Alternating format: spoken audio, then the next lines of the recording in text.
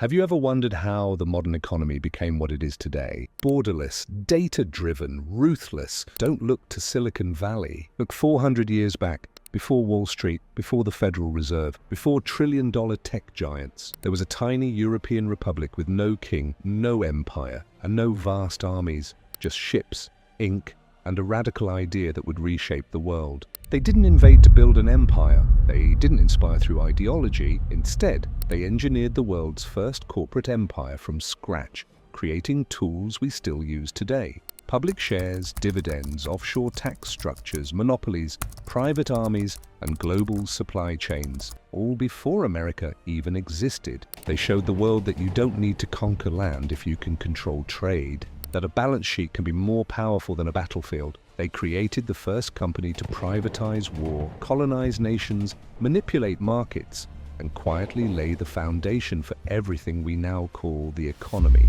This is the story of how the Dutch East India Company built the first global economy and how its DNA still runs through every major corporation today.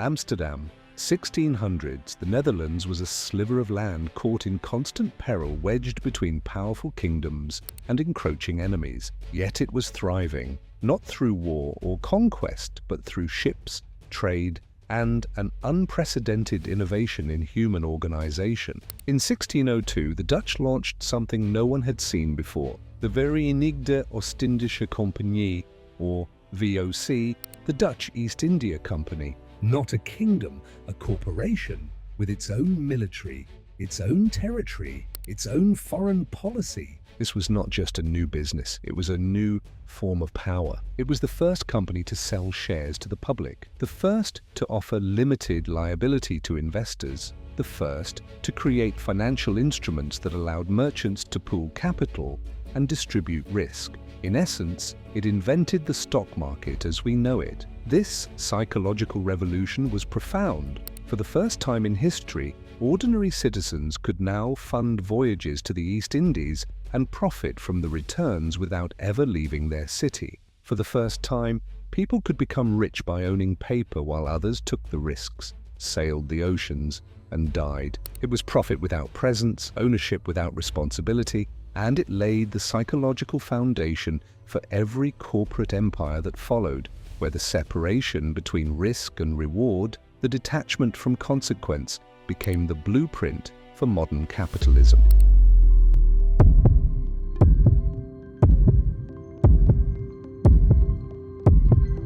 The VOC wasn't just a business, it was a machine optimized for extraction and control. It established trade routes that spanned continents. It built hundreds of ships, employed thousands of sailors, and maintained dozens of fortified trading posts across Asia and Africa. But it didn't operate like a medieval power. It ran like a logistics company, or more accurately, a database. Every transaction, every barrel of nutmeg, every sailor's wage was logged, analyzed, and compared to forecasted outcomes. The VOC was obsessed with metrics.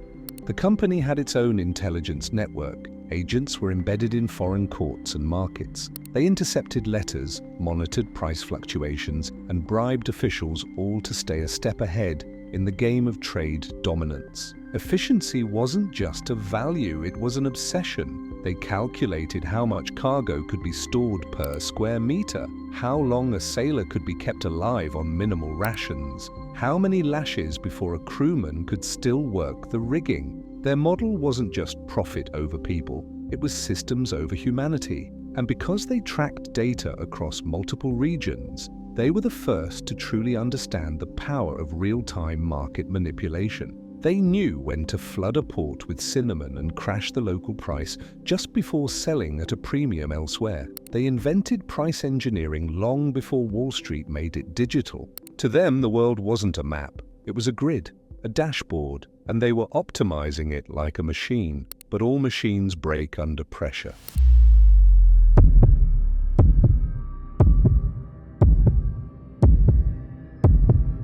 By the 1650s, the VOC's shares had become a pure speculative. People were no longer investing based on dividends or trade routes. They were investing in hype. When the bubble burst, it took a large part of the Dutch economy with it. And what happened next was unprecedented. The government didn't just regulate, they innovated. They created the first regulatory frameworks for financial markets, introduced early forms of bankruptcy protection, and built insurance pools to protect merchants from future collapse. But that wasn't the only financial mania to hit. Tulip mania soon followed, and although exaggerated in popular culture, it marked a clear shift from value to speculation, from tangible goods to emotional assets. The Dutch were inventing not just capitalism but its shadow, speculation, volatility, and systemic risk. And still, they adapted. They created what we now call hedging, futures contracts, and commodities exchanges, not because they were visionaries, but because they had to survive. The VOC became a crucible in which financial modernity was forged not in theory, but in crisis.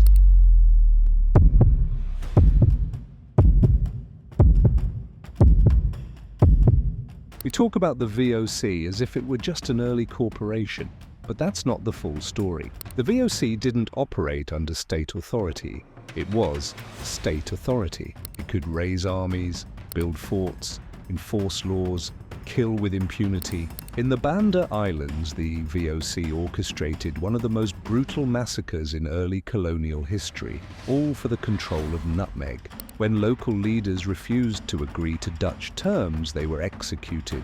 Villages were razed, survivors enslaved and sold across the region. It wasn't a one-off. It was standard operating procedure. The VOC's strategy depended on monopoly, and monopoly required control. If diplomacy failed, violence followed. No negotiation, no second chances. They implemented production quotas backed by corporal punishment. They tortured smugglers.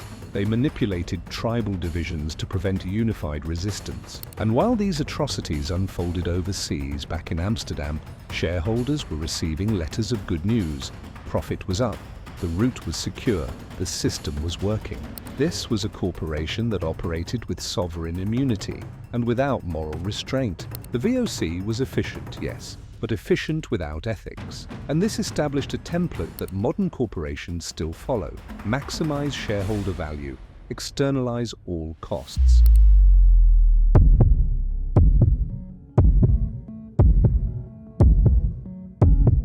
In 1799, the Dutch government nationalized the VOC's assets and shut it down. Eventually, the VOC collapsed, not from war, not from rebellion, but from bloat. Corruption within the ranks grew rampant. Officials skimmed profits. Accounts were manipulated.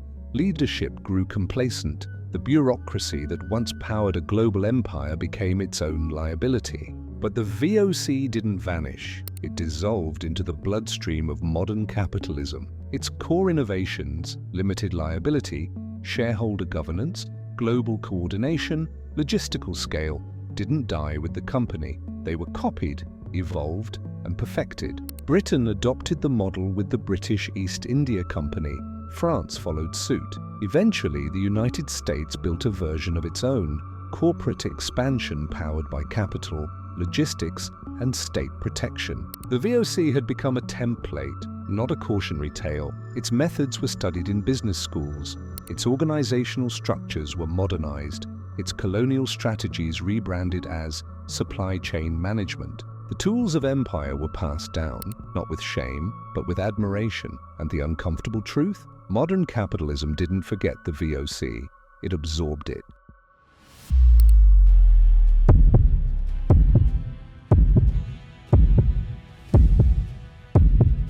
You see its fingerprints everywhere? Amazon tracks every second of your interaction with the same obsessive precision the VOC used to monitor spice shipments. Like the VOC, it doesn't just sell products, it owns the entire pipeline from extraction to delivery. Apple doesn't just sell devices, they control manufacturing, from raw material extraction to retail, just like the VOC controlled nutmeg from plantation to port. It maintains the same vertical integration and supply chain dominance. BlackRock doesn't run countries, it funds them. Its assets exceed the GDP of most nations. It influences policy through allocation, not force. Like the VOC, it operates beyond national borders and ideological boundaries. These companies don't fly flags, they write policy. They build infrastructure. They negotiate with world governments on tax, labor, regulation, and surveillance. They don't need armies. They don't need to raise navies. They have scale, code, capital. And when they fail, they're bailed out. When they succeed, they answer to no one but their board. That is not a flaw of the system. It is the system.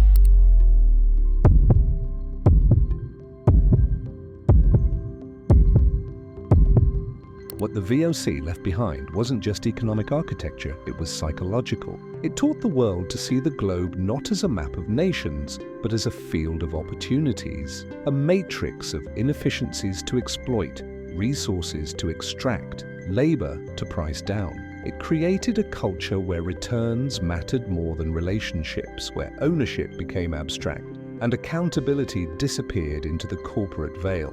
And if this perspective feels disturbingly familiar, like this video and subscribe, because more people need to see how deep the VOC mindset runs and how its legacy still shapes the way we live. This legacy lives on in how we structure our lives today. We invest in companies we know nothing about. We benefit from supply chains built on exploited labor. We click buy now with no thought of the environmental or human cost. We've inherited a mindset where responsibility is always someone else's problem. And that's the VOC's greatest legacy. Not just profit at scale, but detachment at scale. When systems become more important than people, and when ethics are optional depending on market conditions, that's not progress, that's pathology.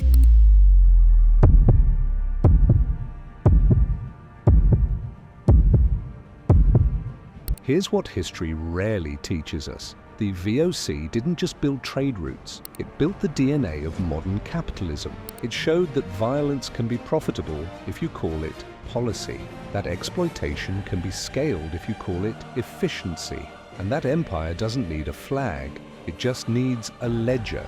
It's tempting to look at these stories and say, that was a different time, but was it? Today's child labor is hidden in cobalt mines and clothing factories. Today's monopolies live in your pocket and on your screen. Today's empires are run not by kings, but by quarterly reports. So, the next time someone tells you a company is just doing business, remember the VOC, the first company to privatize war, to dominate oceans, to reduce entire cultures to commodities. It reminds us of two things. First, that innovation and violence have always shared the same ledger. Second, that the roots of our global economy weren't built to serve the many. They were engineered to empower the few. And the forgotten empire that built the first global economy, it never really disappeared. It just changed logos.